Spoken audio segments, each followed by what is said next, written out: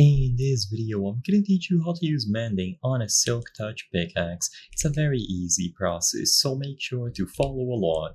If you have a pickaxe of any kind with silk touch, you can of course enchant it with mending. So after you acquire a mending book or through any other way, you will be able to enchant that pickaxe and have both enchantments active at once.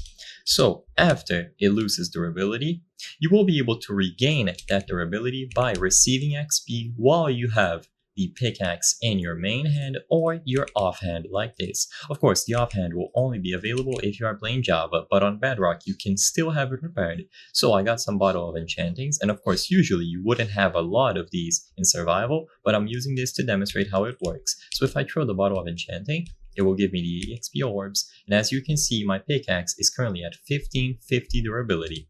If I pick some of this XP up, as you can see, it already got full durability, so it's back to being brand new. And I can mine some blocks, lose a little bit of durability again, and if I pick up those remaining XP orbs, once again, it gets repaired.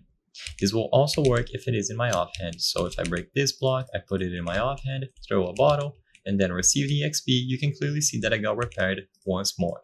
On Bedrock, it's a little bit more complicated because you cannot use the offhand, and because it has silk touch. Whenever you mine an ore, for example, let's say diamonds, you won't receive the EXP from mining diamonds because of the silk touch enchantment. In that case, you can do other ways. For example, you can kill a mob and quickly switch to the pickaxe. You can smelt items in a furnace, and right as you take them out, make sure that you are holding the diamond pickaxe or any other one, and you will receive the XP orbs. There are various ways to go about it. And even though it is a little bit more annoying, it is still going to work. But of course, you won't be able to receive the XP from mining ores. So keep that in mind.